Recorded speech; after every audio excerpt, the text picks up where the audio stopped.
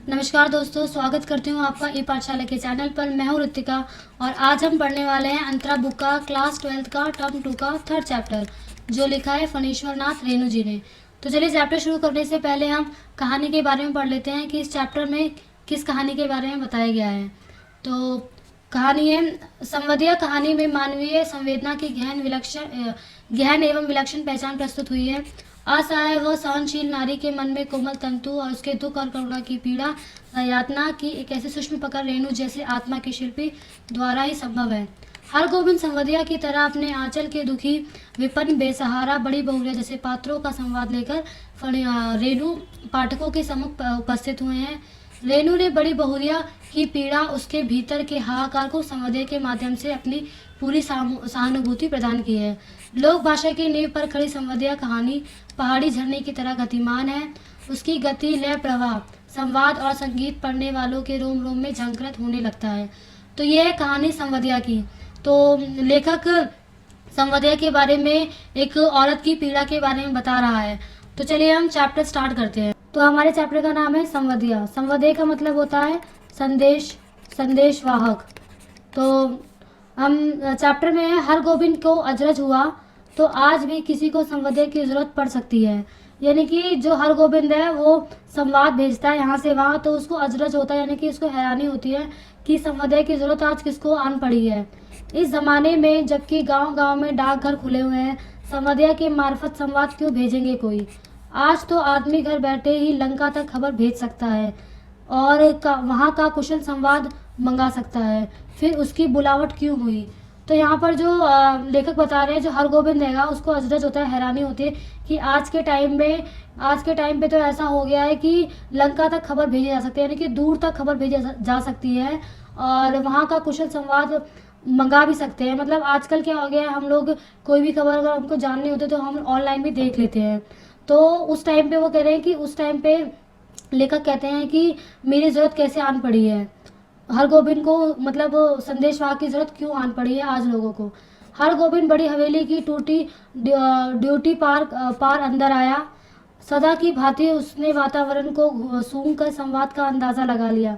निश्चय ही कोई गुप्त समाचार ले जाना है, चांद सूरज को भी नहीं मालूम होगा, परव्य पंछी तक ना जाने। मतलब वो जो हरगोविंद है जो संवाद पहुंचाता है, तो वो कहता है कि कोई गुप्त समाचार ही होगा जिसको मतलब किसी की भी जानकारी नहीं है कि क्या समाचार लेके जाना है उसे। पाँव लगी बड़ी बहुरिया, यानी कि जो हरगोविंद है वो बोलता है। बड़ी हवेली की बड़ी बहुरिया ने हरगोविंद को पीढ़ी दी और आंख के इशारे में कुछ देर तक चुपचाप बैठने को कहा। बड़ी हवेली अब नाम मात्र को ही बड़ी हवेली रह गई है। वहाँ दिन भर नौकर नौकरानी और जन मजदूरों की भीड़ लगी रहती थी। वहाँ आज हवेली की बड़ी बहुरिया अपने हाथ पर सूपा में अनाज लेकर फटक रही है। इन हाथों में सिर्फ मेहंदी लगाकर ही गांव की नाइन परिवार पालती थी। कहाँ गए वे दिन, हरगोविंद ने लंबी सांस ली। तो यहाँ पे वो जो हरगोविंद है वो पहले के टाइम पे बताता है कि पहले के टाइम में हवेली में क्या क्या हुआ करते थे। पहले हवेली में नौकर नौकरानी हुआ करते थे और जन मजदूरों की भीड़ भी लगी रहती थी। लेकिन आज जो है, आज हवेली में सिर्फ बड़ी बहुरिया रह गई है और कोई वहाँ पे रह नहीं गया है। बड़े भैया के मरने के बाद जैसे सब खेल खत्म हो गया है, यानी कि जो बड़ी बहुरिया थी, मतलब वो जो बड़े भैया थे वो खत्म हो चुके थे, इसीलिए सिर्फ बड़ी बहुरिया, बड़ी जो बहू है वही बड़ी हवेली में रहती है। तीनों भाइयों ने आपस में लड़ाई झगड़ा शुरू किया। रैयतों ने जमीन पर दावे करके दखल दिया। तीनों भाई गांव छोड़कर शहर में बस गए। बड़ी बहुरिया कहाँ जाती बेचारी। भगवान भले आदमी को ही नष्ट कर देते, नहीं तो एक घंटे की बीमारी में बड़े भैया क्यों मरते। बड़ी बहुरिया की देह में जेवर खींच छीन कर बंटवारे की लीला हुई। हरगोविंद ने देखी अपनी आंखों से द्रौपदी चीरहरण लीला। बनारसी साड़ी के 3 टुकड़े करके बंटवारा किया निर्दयी भाइयों ने, बेचारी बड़ी बहुरिया। तो यहाँ पर लेखक जो है वो हरगोविंद के द्वारा बता रहे हैं कि किस तरीके से जो बड़ी बहुरिया, यानी कि जो बड़े भैया थे, उनके खत्म होने के बाद उनके जो तीनों भाइयों ने वो किस तरीके से बंटवारा किया और बंटवारा करने के बाद तीनों भाई गांव छोड़कर चले गए। यानी कि उनके मरने के बाद प्रॉपर्टी का जितना भी हिस्सा था वो सब कुछ बिक चुका है। यहाँ पर वो बता रहे हैं कि उनके जो बड़ी बहुरिया के जो जेवर थे वो भी निकाल लिए गए और मतलब हर चीज़ का बंटवारा किया गया, जैसे मानो द्रौपदी का चीरहरण हो रहा हो। यानी कि मतलब किस तरीके से उन 3 भाइयों ने बंटवारा किया। गांव की मोतियाइन बूढ़ी ने जाने कब से आंगन में बैठकर बड़बड़ा रही है। उधार का सौदा खाने में बड़ा मीठा लगता है और दाम देते समय मोतियाइन की बातें कड़वी भी लगती है। मैं आज दाम लेकर ही उठूंगी। तो यहाँ पर जो है गांव की बूढ़ी मोतियाइन है उसके बारे में बता रहे हैं। बड़ी बहुरिया हमेशा उधार लेती है, उधार से ही अपना जीवन यापन करती है। तो उसमें बता रहे हैं बड़ी बहुरिया ने कोई जवाब नहीं दिया। बड़ी बहुरिया उनकी बातें सुनकर उन्होंने कोई भी जवाब नहीं दिया। हरगोविंद ने फिर लंबी सांस ली। जब तक यह मोतियाइन गांव से आंगन से टली नहीं, बड़ी बहुरिया हरगोविंद से कुछ नहीं बोलेगी। अब वह अब चुप नहीं रह सकता। मोतियाइन काकी, बाकी बकाया वसूलने का यह काबुली कायदे तो तुमने खूब सीखा है। काबुली कायदा सुनते ही मोतियाइन तमक्कर बोली, यानी कि चिल्लाकर बोली, तुम चुप रहो झोसे निमोछे। क्या करूं काकी, भगवान ने मूछ दाढ़ी नहीं दी है, ना काबुली आगा साहब की तरह गुलजार दाढ़ी। तो यहाँ पर जो है यहाँ पर जो हरगोविंद है वो बूढ़ी से, यानी कि जो मोतियाइन बूढ़ी है उनसे बातचीत करके कहता है कि वो बातचीत करता है और कहता है मूछ दाढ़ी ही नहीं है और काबुली आगा साहब की तरह गुलजार दाढ़ी भी नहीं है। और फिर काबुली का नाम लिया और जीभ पकड़कर खींच लूंगी। हरगोविंद ने जीभ बाहर निकाल कर दिखलाई, अर्थात खींच ले। 5 साल पहले गुल मोहम्मद आग उधार कपड़ा लगाने के लिए गांव में आता था और मोतियाइन के उसारे पर दुकान लगाकर बैठता था। उसारा यानी कि उसके घर के आंगन में वह दुकान लगाया करता था। आगा कपड़ा देते समय बहुत मीठा बोलता था और वसूलते समय जोल जुल्म से 1 का 2 वसूलता था। एक बार कई उधार लेने वालों को मिलकर काबुली की ऐसी मरम्मत कर दी कि फिर लौटकर गांव में नहीं आया। लेकिन उसके बाद ही दुखनी मोतियाइन लाल मोतियाइन हो गई। काबुली बादाम के नाम से भी चिढ़ने लगी। मोतियाइन, गांव के नाचने वालों ने नाच में काबुली का स्वांग किया। स्वांग मतलब उन्हीं की नकल की। तुम्हारा हमारा मुकुल जाएगा मोतियाइन, अब काबुली बादाम पिस्ता अखरोट खिलवाएगा। मोतियाइन बड़बड़ाती गाली देते हुए निकल गई। बड़ी बहुरिया ने हरगोविंद से कहा, हरगोविंद भाई तुमको एक संवाद ले जाना है। तो यहाँ पर जो बड़ी बहुरिया है वो हरगोविंद से कहती है कि मेरा एक संवाद लेके जाना है, यानी कि एक संदेश लेके जाना है। आज ही बोलो, जाओगे कहाँ? मेरी माँ के पास। यानी कि जो बड़ी बहुरिया है वो संवाद लेने के लिए अपनी माँ के पास जाने के लिए कह दी है। हरगोविंद बड़ी बहुरिया की झलझलाई आंखों में डूब गया, यानी कि वो बहुत रो रही थी तो उसके आंसू निकल रहे थे। कहिए क्या संवाद है? संवाद सुनते समय बड़ी बहुरिया सिसकने लगी। हरगोविंद की आंखें भी भर आई। बड़ी हवेली की लक्ष्मी को पहली बार इस तरह सिसकते देखा हरगोविंद ने। मैं बोली, बड़ी बहुरिया दिल को कड़ा कीजिए। यानी कि हरगोविंद बोलता है कि जो भी तुम्हें कुछ संवाद मेरे को बताना है उसके लिए अपना दिल कड़ा कीजिए और मुझे बताइए। और कितना कड़ा करूँ दिल? माँ से कहना मैं भाई भाभीियों की नौकरी करके पेट पालूंगी और बच्चों की जूठन खाकर एक कोने में पड़ी रहूंगी, लेकिन यहाँ अब नहीं रह सकती। कहना यदि माँ मुझे यहाँ से नहीं ले जाएगी तो मैं किसी दिन गले में घड़ा बांधकर पोखरे में डूब जाऊंगी। यहाँ पर पोखरा यानी कि वो जो छोटी छोटी जो नदी होती है उसमें वह डूब जाएगी। बथुआ साग खाकर कब तक जीऊं, किसके लिए जीऊं? हरगोविंद का रोम रोम कलपने लगा। देवर देवरानी भी कितने बेदर्द हैं। ठीक अगहनी धान के समय बाल बच्चों को लेकर शहर आ जाते हैं। यानी कि जब धान का समय होता है तो उस समय उनकी जो देवर देवरानी है वो घर लौट के आ जाते हैं। 10-15 दिनों के कर्ज उधार के डेरी लगाकर वापस चले जाते हैं और 2-2 मन के हिसाब से चावल चूड़ा ले जाते हैं। यानी कि वो लोग जब छुट्टियों का टाइम होता है तब घर आते हैं और खूब सारा कर्ज भी उसके ऊपर लाद देते हैं। और जब जाना होता है तो खूब सारा, यानी कि 2-2 मन के जो चावल हैंगे, चावल चूड़ा भी उसके साथ मतलब अपने घर लेके चले जाते हैं। वापस फिर अपने घर चले जाते हैं वो लोग गांव छोड़कर। फिर आम के मौसम में हाजिर होते हैं। कच्चा पक्का आम तोड़कर बोरियों में बंद कर ले जाते हैं। फिर उलटकर कभी नहीं आते राक्षस। यानी कि यहाँ पर जो लेखक बताना चाहता है हरगोविंद के द्वारा देवर देवरानी थे जो भी उनके साथ रहते थे वे जब भी आते थे कुछ न कुछ लेके जाते थे और साथ में उनके ऊपर उधार भी, यानी कि बड़ी बहुरिया के ऊपर उधार भी कर देते। पलटकर देखते भी नहीं थे कि बड़ी बहुरिया कैसी है कैसी नहीं। बड़ी बहुरिया चावल के आंचल के खूट में 5 रुपए का एक गंदा नोट निकाल कर बोली, पूरा रहा खर्च भी नहीं जुटा सकी। यहाँ पर जो बड़ी बहुरिया है वो अपने आंचल से 5 रुपए निकालती है और उसको कहती है कि मैं तुमको वहाँ जाने के लिए, अपने मायके जाने के लिए पूरा खर्च भी नहीं दे पाई। आने का खर्च माँ से मांग लेना, उम्मीद है भैया तुम्हारे साथ ही आएंगे। हरगोविंद बोला, बड़ी बहुरिया राह, खर्च की जरूरत नहीं है, मैं इंतजाम कर लूँगा। तुम कहाँ से इंतजाम करोगे? मैं आज 10 बजे की गाड़ी से ही जा रहा हूँ। बड़ी बहुरिया हाथ में नोट लेकर चुपचाप भाव शून्य दृष्टि से हरगोविंद को देखती रही। हरगोविंद हवेली से बाहर आ गया। उसने सुना बड़ी बहुरिया कह रही थी, मैं तुम्हारी राह देखूंगी। यानी कि कोई हरगोविंद को बताता है कि वो हरगोविंद की राह देखेगी कि वह कब तक आएगा। संवदिया अर्थात संदेशवाहक। यहाँ पर देखिए बता रहे हैं कि संवदे का अर्थ क्या है? संदेशवाहक, जो यहाँ से वहाँ दूसरों का संदेश भेजता है। हरगोविंद संवदिया संवाद पहुँचाने का काम सभी नहीं कर सकते। आदमी भगवान के घर संवाद बनकर आता है। संवाद के प्रत्येक शब्द को याद रखना, जिस सुर और स्वर में संवाद सुनाया गया है ठीक उसी ढंग से जाकर सुनाना सहज काम नहीं है। यानी कि यहाँ पर लेखक बताना चाहता है कि संवाद जो हैगा वो हर कोई नहीं बता सकता है, क्योंकि जो भी कोई संवाद होता है उस सुर में, उस लय में, उस भावना में हर कोई संवाद किसी दूसरे को नहीं समझा सकता है। गांव के लोगों की गलत धारणा है कि निठल्ला कामचोर पेटू आदमी ही संवादे का काम करता है, ना आगे नात ना पीछे पगहा।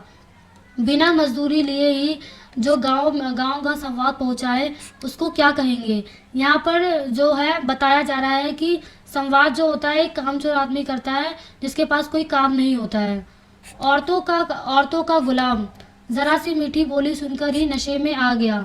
ऐसे मर्द को भी भला मर्द कहेंगे। यहाँ पर जो लेखक है वो बताना चाहता है कि लोग क्या सोचते हैं एक संवदीय के बारे में, कि जो इंसान सिर्फ खाली बैठा रहता है सिर्फ वही ये काम कर सकता है, बाकी लोग ये काम नहीं करते हैं। किंतु गांव में कौन ऐसा है जिसके घर की माँ बेटी का संवाद हरगोविंद ने नहीं पहुंचाया, लेकिन ऐसा संवाद पहली बार ले जा रहा है। गाड़ी पर सवार होते ही हरगोविंद को पुराने दिनों और संवादों की बात आने लगी। एक करुणा गीत भूली हुई कड़ी फिर से कानों के पास गूंजने लगी। पैया पड़ू दाढ़ी थरू हमरो संवाद ले आओ ले संवदिया। बड़ी बहुरिया के संवाद का प्रत्येक शब्द उसके मन में कांटे की तरह चुभ रहा था। किसके भरोसे रहा करूं? एक नौकर था, वह भी कल भाग जाएगा। गाय खूंटे में बंधी भूखी प्यासी हिलकर रही है। मैं किसके लिए इतना दुख झेलूं? यानी कि यहाँ पर जो है हरगोविंद बड़ी बहुरिया का जो संवाद है उसको याद करके मतलब याद करता रहता है। हरगोविंद ने अपने पास बैठे एक यात्री से पूछा, क्यों भाई साहब, थाना भेपुर में डाक गाड़ी रुकती है या नहीं? यात्री ने मानो कुड़कर कहा, थाना भेपुर में सभी गाड़ियाँ रुकती हैं। हरगोविंद ने भांप लिया, ये आदमी बहुत चिड़चिड़ा स्वभाव का है, इससे कोई बातचीत नहीं जमेगी। वह फिर बड़ी बहुरिया के संवाद को मन ही मन दोहराने लगा, लेकिन संवाद सुनाते समय वह अपने कलेजे को कैसे संभाल सकेगा? बड़ी बहुरिया संवाद कहते समय जहाँ जहाँ रोई वहाँ भी वह रोएगा। कटिहार जंक्शन पहुंचकर उसने देखा 15-20 साल में बहुत कुछ बदल गया है। अब स्टेशन पर उतरकर किसी से पूछने की जरूरत नहीं है। गाड़ी पहुंचेगी और तुरंत भोपे से आवाज़ अपने आप निकलने लगेगी। यहाँ पर बताया जा रहा है कि पहले के टाइम पे क्या होता था। पहले के टाइम पे लोगों को दिक्कत होती थी कि जगह का पता नहीं चल पाता था, लेकिन अब के टाइम पे क्या हो गया है, अब के टाइम पे हमको हर चीज़ की जानकारी मिल जाती है। तो उनको जानकारी मिलती है भोपे की आवाज़ से। भोपे की आवाज़ में आवाज़ आती है कि थाना बेपुर खटियार बरौनी जाने वाले यात्री 3 नंबर प्लेटफॉर्म पर आए और गाड़ी पकड़ लें। हरगोविंद प्रसन्न हुआ। कटिहार पहुंचने के बाद ही मालूम होता है कि सचमुच सूरज हुआ है। यानी कि जो हरगोविंद है वो कटिहार पहुंचता है और उसको ये पता चलता है कि हाँ अब जाके सूरज निकला है, यानी कि दिन हुआ है। इसके पहले कटिहार पहुंचकर किस गाड़ी में चढ़ जाए और इस पूछताछ में ही कितनी बार गाड़ी छूट जाती है। गाड़ी बदलने के बाद फिर बड़ी बहुरिया का करुण मुखड़ा उसकी आंखों के सामने उभर आया। हरगोविंद भाई, माँ से कहना भगवान ने आंखें फेर ली है, लेकिन मेरी माँ तो है। किस लिए, किसके लिए? मैं बथुआ साग खाकर कब तक जीऊंगी? थाना भेपुर स्टेशन पर गाड़ी पहुंची तो हरगोविंद का जी भारी हो गया। इसके पहले भी भला बुरा संवाद लेकर इस गांव में वह आया है, कभी ऐसा नहीं हुआ। यानी कि जो जो बड़ी बहुरिया का जो मायका है वो थाना बीरपुर स्टेशन के पास हैगा। तो वहाँ पहुँचता है और वो सोचता है कि मैं यहाँ इस गांव में कई बार संवाद लेकर आया हूँ, लेकिन ये जो संवाद हैगा ये कुछ अलग है। उसके पैर गांव की ओर बढ़ ही रहे थे, ऐसी पगडंडी से बड़ी बहुरिया अपने मेके लौट आवे, गांव छोड़कर चली जावेगी, फिर कभी नहीं आवेगी। यानी कि जो हरगोविंद है वो बड़ी बहुरिया के बारे में सोचता है कि अगर मैं बता दूंगा तो बड़ी बहुरिया लौटकर गांव कभी नहीं आएगी। हरगोविंद का मन कलपने लगा, तब गांव में क्या रह जाएगा, गांव की लक्ष्मी ही गांव छोड़कर जावेगी, किस मुंह से ऐसा संवाद सुनाएगा, कैसे कहेगा कि बड़ी बहुरिया बथुआ साग खाकर गुजारा कर रही है। सुनने वाले हरगोविंद के गांव का नाम लेकर थूकेंगे, कैसा गांव है जहाँ की लक्ष्मी जैसी बहुरिया दुख भोग रही है। तो यहाँ पे क्या है, यहाँ पर जो हरगोविंद है उसके मन में बातें चल रही हैं कि अगर जो संवाद बड़ी बहुरिया का गांव में बताएगा तो गांव के लोग क्या सोचेंगे कि बड़ी बहुरिया को, जो वहाँ की जो बड़ी बहुरिया है वो सुख में नहीं है, वो दुख में है। अनिच्छा पूर्वक हरगोविंद ने गांव में प्रवेश किया। अनिच्छा पूर्वक यानी कि बिना इच्छा के। हरगोविंद को देखते ही गांव के लोगों ने पहचान लिया, जलालगढ़ गांव का संवदिया आया है। यहाँ पर बता रहे हैं कि जो बड़ी बहुरिया है वो जलालगढ़ गांव की थी, ना जाने क्या संवाद लेकर आया है। राम राम भाई, कहो कुशल समाचार ठीक है ना। राम राम भाई, भगवान की दया से सब आनंदित है। उधर पानी पानी बूंदी पड़ा है। तो यहाँ पर संवाद हो रहा है कि हरगोविंद और वहाँ के जो आपस के लोग हैं वो बातचीत कर रहे हैं। बड़ी बहुरिया के बड़े भाई ने हरगोविंद को नहीं पहचाना। हरगोविंद ने अपना परिचय दिया और उन्होंने सबसे पहले अपनी बहन का समाचार पूछा, दीदी कैसी है। भगवान की दया से सब राजी खुशी हैं। हाथ मुंह धोने के बाद हरगोविंद की बुलावट आंगन में हुई। हरगोविंद कांपने लगा, उसका कलेजा धड़कने लगा। ऐसा तो कभी नहीं हुआ। बड़ी बहुरिया की झलझलाई हुई आंखें आंखें सिसकियों से भरा हुआ संवाद। उसने बड़ी बहुरिया को बूढ़ी माता का पांव लागी कहा। बूढ़ी माता ने पूछा, कहो बेटा क्या समाचार लेके आए हो। माई जी, आपके आशीर्वाद से सब ठीक है, कोई संवाद नहीं। संवाद तो नहीं है। मैं कल सिरसिया गांव में आया था तो सोचा कि एक बार चलकर आप लोगों का दर्शन कर लूं। तो यहाँ पर जो हरगोविंद है वो उनकी माँ को, यानी कि बड़ी बहुरिया की माँ को नहीं बताता, बल्कि ये बताता है कि वो सिरसिया गांव आया था और उसने सोचा कि मैं बाकी सब लोगों से मिलता हूँ। बूढ़ी माता हरगोविंद की बात सुनकर कुछ उदासी हो गई। तो तुम कोई संवाद लेकर नहीं आए हो। जी नहीं, कोई संवाद नहीं है। ऐसे बड़ी बहुरिया ने कहा है कि यदि छुट्टी हुई तो दशहरे के समय गंगा जी के मेले में आकर माँ से भेंट कर आऊंगी। यहाँ पर देखिए, यहाँ पर हरगोविंद ने उनकी माँ से झूठ बोल दिया कि वह दशहरे में उनसे मिलने आएंगी और बूढ़ी माता चुप रही। हरगोविंद बोला, छुट्टी कैसे मिले, सारा गृहस्थी बड़ी बहुरिया के ऊपर ही है। बूढ़ी माता बोली, मैं तो बबुआ से कह रही थी कि जाकर दीदी को लिया आवे, यही रहेगी। वहाँ अब क्या कर रही है। जमीन जायदाद तो सब चली गई है। तीनों देवर अब शहर में जाकर बस गए हैं, कोई खोज खबर भी नहीं लेते। मेरी बेटी अकेली है। तो यहाँ पर बड़ी बहुरिया की माँ हरगोविंद से संवाद बोलती है कि अब वहाँ पर कोई नहीं रह गया, तो तुम मेरी बेटी को घर वापस ले आओ। नहीं माई जी, जमीन जायदाद अभी भी कुछ कम नहीं है, तो वही बहुत बहुत है, टूट भी गई है, ये बात ठीक है, मगर बड़ी बहुरिया का तो सारा गांव ही परिवार है। हमारे गांव की लक्ष्मी है बड़ी बहुरिया। तो यहाँ पर जो हरगोविंद है वो बड़ी बहुरिया को कहते हैं कि हमारे गांव की लक्ष्मी है वो। गांव की लक्ष्मी गांव छोड़कर कैसे जाएगी। देवर लोग हर बार आकर ले जाने की जिद करते हैं। बूढ़ी माता ने अपने हाथ हरगोविंद को जलपान करवाया और पहले थोड़ा जलपान कर लो बबुआ। जलपान करते समय हरगोविंद को लगा बड़ी बहुरिया दलान पर बैठी उसकी राह देख रही होगी भूखी प्यासी। यानी कि यहाँ पे जो हरगोविंद है वो जलपान पानी वानी पीता है और पानी वानी पीते समय भी उनको बड़ी बहुरिया की बातें याद आती हैं। वो सोचते हैं कि दलान में बैठकर वो भूखी प्यासी मेरी राह देख रही होगी। रात में भोजन करते समय भी बड़ी बहुरिया मानो सामने आकर बैठ गई। कर्ज उधार अब कोई देता नहीं, एक पेट को कुत्ता भी पालता है, लेकिन मैं माँ से कहना। हरगोविंद ने थाली की और देख, दाल भात, 3 किस्म की भाजी, पापड़, अचार। बड़ी बहुरिया बथुआ साग उबालकर ही खा रही होगी। तो यहाँ पर हरगोविंद को जब उनकी बड़ी बहुरिया की जो माता है वो सब कुछ मतलब खाने में देती है तो उनको याद आता है कि बड़ी बहुरिया तो आज भी बथुआ साग खाकर उबाल कर खा रही होगी। यानी कि यहाँ पर जो हरगोविंद है वो हर एक मोमेंट पर बड़ी बहुरिया की बातों को याद करता है और सोचता रहता है। बूढ़ी माता ने कहा, क्यों बबुआ, खाते क्यों नहीं हो?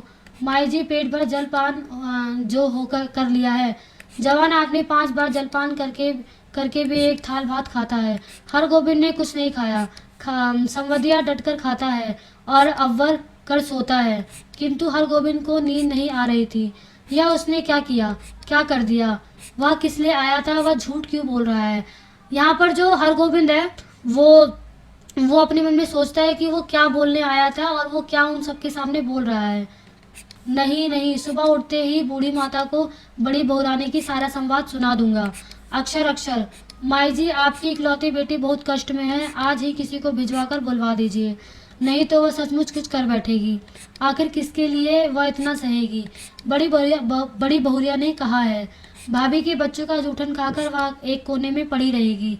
तो यहाँ पर हरगोविंद सोचता है कि सुबह उठकर मैं बड़ी बहुरिया के जितने भी संवाद है वह बूढ़ी माता को बता दूंगा। रात भर हरगोविंद को नींद नहीं आई। आंखों के सामने बड़ी बहुरिया बैठी रही, सिसकती, आंखें पोंछती। सुबह उठकर उसने दिल को कड़ा किया और वह संवदिया है, उसका काम सही सही संवाद पहुंचाना है। वह बड़ी बहुरिया का संवाद सुनाने के लिए बूढ़ी माता के पास जा बैठा। बूढ़ी माँ ने पूछा, क्या हुआ बबुआ, कुछ कहोगे? माई जी, मुझे इसी गाड़ी से वापस जाना होगा, कई दिन हो गए हैं। अरे इतनी जल्दी क्या है, एक आध दिन रहकर मेहमानी कर लो। तो क्या होता है, यहाँ पर भी जो हरगोविंद है वो बूढ़ी माँ के पास जाता तो है लेकिन उनको कुछ बताता नहीं है। नहीं माई जी, एक बार आज्ञा दीजिए, दशहरे में मैं बड़ी बहुरिया के साथ आऊँगा, तब डटकर 15 दिनों तक मेहमानी करूँगा। बूढ़ी माता बोली, ऐसी जल्दी थी तो आज क्यों आए? सोचा था बिटिया के लिए दही चूड़ा भेजूंगी। सो दही चूड़ा तो नहीं हो सकेगा, आज थोड़ा चूड़ा बासमती धान लेते जाओ। चूड़े की पोटली बगल में लेकर हरगोविंद आंगन से निकल पड़ा और बड़ी बहुरिया के बड़े भाई से पूछा, क्यों भाई, राह खर्च तो है? तो यहाँ पर क्या है, जो बूढ़ी माता हैंगी यानी कि बड़ी बहुरिया की जो माता है वो हरगोविंद को बासमती का धान देती है और कहती है, अब तुम जाओ। और हरगोविंद बोला, भैया आपको आपकी दुआ से किसी बात की कोई कमी नहीं है। स्टेशन पर पहुंचकर हरगोविंद ने हिसाब किया, उसके पास जितने पैसे हैं उससे वह कटिहार का टिकट वहीं से खरीद सकेगा। यदि चवन्नी नकली साबित हुई तो सोमपुर तक ही जा पाएगा वो बिना टिकट के वह स्टेशन भी नहीं जाएगा। डर के मारे उसकी देह का आधा खून सूख गया था। गाड़ी में बैठते ही उसकी हालत अजीब हो गई थी। वह कहाँ गया था, क्या करने गया था, बड़ी बहुरिया को क्या जवाब देगा? यदि बड़ी बहुरिया निर्गुण गाने वाला सूरदास नहीं आता। यहाँ पर जो है, जब वो गाड़ी में बैठता है हरगोविंद, तो वो सोचता है कि अगर निर्गुण गाने वाला सूरदास जो है वो स्टेशन पर नहीं आता तो उसकी हालत ना जाने कैसी हो जाती। सूरदास के गीतों को सुनकर उसका जी स्थिर हो गया। यानी कि जो सूरदास जो गाना गा रहा था उसकी बातों को सुन के उसका जो मन है वो सही हो गया। नेहरा को सुख सपन भवे, अब देश पिया को डोलिया चली, भाई रो मती, यही कर्म की गति। तो यहाँ पर क्या बोलते हैं कि नैयर का जो सुख होता है वो शादी से पहले तो सुखी रहती है, लेकिन आखिरकार उसको अपने पिया के घर ही जाना होता है। और भाई रो मती, यही कर्म की गति, यानी कि भैया जो है रोए ना, क्योंकि यही कर्म की गति है, यही कर्म है कि लड़की को शादी के बाद नैयर का सुख छोड़ना पड़ता है और पिया के घर जाना पड़ता है। सूरदास चला गया तो उसके मन में बैठी हुई बहुरिया फिर रोने लगी। किसके लिए इतना दुख झेलूं? यानी कि जब सूरदास गाना गा के चला गया, जो गाने वाला था गाड़ी में जो बैठा हुआ था वो जब चला गया, तब हरगोविंद के मन में फिर बड़ी बहुरिया की बातें जो है वो गूंजने लग गई। 5 बजे भोर वह कटिहार पहुंच गया। भोर यानी कि सुबह जो एकदम सुबह का टाइम होता है ना, उसको भोर बोलते हैं। भोपे से आवाज आ रही थी, बेरगद्दी, कुसियार, जलालगढ़ जाने वाले यात्री 1 नंबर प्लेटफॉर्म पर आ जाए। हरगोविंद को जलालगढ़ जाना था, यानी कि जो जलालगढ़ हैगा वहीं की है बड़ी बहुरिया। तो ये जगह आएगी जहाँ पर बड़ी बहुरिया का घर हैगा। कहाँ है? जलालगढ़। किंतु वह 1 नंबर प्लेटफॉर्म पर कैसे जाएगा? उसके पास तो कटिहार तक का ही टिकट है। जलालगढ़ जो 20 कोस हैगा। बड़ी बहुरिया राह देख रही होगी, 20 कोस मंजिल भी कोई दूर मंजिल नहीं है, वह पैदल ही जाएगा। हरगोविंद महावीर विक्रम बजरंगी का नाम लेकर पैदल ही चल पड़ा। 10 कोस वह मानो बाई के झोंके पर रहा है। कस्बा शहर पहुंचकर उसने पेट भर पानी पिया। पोटली में नाक लगाकर उसने सूंघा। बासमती धान का चूड़ा माँ की सौगात बेटी के लिए, यानी कि जो उनकी माँ ने बासमती धान का जो चूड़ा दिया था वो उनको सूंघ के याद करता है। नहीं वह इससे एक मुट्ठी भी नहीं खाएगा। किंतु वह क्या जवाब देगा बड़ी बहुरिया को। उसके पैर लड़खड़ाए। अभी वह कुछ नहीं सोचेगा, सिर्फ चलेगा। जल्दी पहुंचना है गांव। बड़ी बहुरिया की डगमगाती हुई आंखें उसकी आंखों की ओर खींच रही थी। मैं बैठी राह ताकती रहूंगी। 15 कोस माँ से कहना अब नहीं रह सकूंगी। 16-17 कोस 18 जलालगढ़ स्टेशन पर सिग्नल दिखाई पड़ा। गांव का ताड़ सिर ऊंचा करके उसकी चाल को देख रहा है। उसी ताड़ के नीचे बड़ी हवेली के दलान पर चुपचाप टकटकी लगाकर राह देख रही होगी बड़ी बहुरिया। यानी कि यहाँ पर भी जो हरगोविंद है वो ये कहता है कि जलालगढ़ तो 15 कोस दूर है, तो 15 कोस चलता रहता है, 15 कोस पार करता है, 16-17 कोस तक, मतलब जब वो पहुंच जाता है ना तो वो पहुंचते पहुंचते भी बड़ी बहुरिया की बातों को याद करता रहता है कि किस तरीके से उन्होंने अपना दुख संवाद के तौर पर अपने घर में बताने के लिए कहा और वह बताकर नहीं गया। तो इस बात का दुख हमेशा उसको रहता ही है और वो हमेशा सोचता रहता है कि उसके दिमाग में हमेशा वो बातें चलती रहती है कि बड़ी बहुरिया ने जो संवाद मुझे पहुंचाने के लिए कहा था वह मैंने पहुंचाया नहीं, तो अब मैं क्या कहूँगा। भूखी प्यासी हम लोग संवाद ले जाओ रे संवदिया। लेकिन यह कहाँ चला गया हरगोविंद, यह गांव कौन सा है। पहली झांस में ही समावस का अंधकार। किस राह से वह किधर जा रहा है। नदी कहाँ है, कहाँ गई नदी। खेत है या झोपड़ी के हाथियों का झुंड। ताड़ का पेड़ किधर गया, वह राह भूल न जाए भटक गया। एक गांव में आदमी भी नहीं रहता है, कहीं कोई रोशनी नहीं, किससे पूछूं कहाँ वह रोशनी, क्या आंखें, वह खड़ा है या चल रहा है। यानी कि जो हरगोविंद है वह चलता रहता है और चीज़ों को याद करता रहता है। उसके दिमाग में ये सब चीज़ें चल रही थी कि वो कहाँ आ गया, किधर आ गया है। तो वो इतनी सारी बातें जो है अपने दिमाग में सोचता ही रहता है। वह गाड़ी में है या धरती पर। हरगोविंद भाई आ गए हैं, बड़ी बहुरिया की बोली या कटिहार स्टेशन पर भोपा बोल रहा है। हरगोविंद भाई क्या हुआ तुमको। बड़ी बहुरिया। हरगोविंद ने हाथ टटोल कर देखा। वह बिछावन पर लेटा हुआ है, सामने बैठी छाया को छूकर बोला बड़ी बहुरिया। यानी कि ये सब जो बातें चल रही थी उसके दिमाग में ये सारी बातें चल रही थी क्योंकि वो पहले की बातों को याद कर रहा था। बड़ी बहुरिया ने जो बातें उससे कही थी वह संवाद वो पहुंचा नहीं पाया, तो इसकी वजह से उसके दिमाग में ये सारी बातें चल रही थी कि वो कहाँ है, किधर है। वो रास्ते में चल भी रहा है और बातों को याद भी कर रहा है। हरगोविंद भाई अब जी कैसा है, लो एक घूंट पी लो दूध, मुंह खोलो। हरगोविंद होश में आया। बड़ी बहुरिया का पैर पकड़ लिया। बड़ी बहुरिया मुझे माफ कर दो, मैं तुम्हारा संवाद नहीं कह सका। तुम गांव छोड़कर मत जाओ, तुमको कोई कष्ट नहीं होगा। मैं तुम्हारा बेटा। बड़ी बहुरिया तुम मेरी माँ, गांव की माँ हो। मैं अब निठल्ला बैठा नहीं रहूंगा, तुम्हारा सब कहना करूंगा। बोलो बड़ी माँ, तुम गांव छोड़कर नहीं जाना। तुम चली जाओगी तो क्या होगा। बड़ी बहुरिया गर्म दूध में एक मुट्ठी बासमती चूड़ा डालकर मसलने लगी। संवाद भेजने के बाद से ही वह अपनी गलती पर पछता रही थी। यहाँ पर बताया ही जा रहा है कि हरगोविंद जो है वो बड़ी बहुरिया को कहता है कि तुम मतलब ये गांव छोड़कर मत जाओ, अब से मैं मतलब तुम्हारा हर काम करूँगा।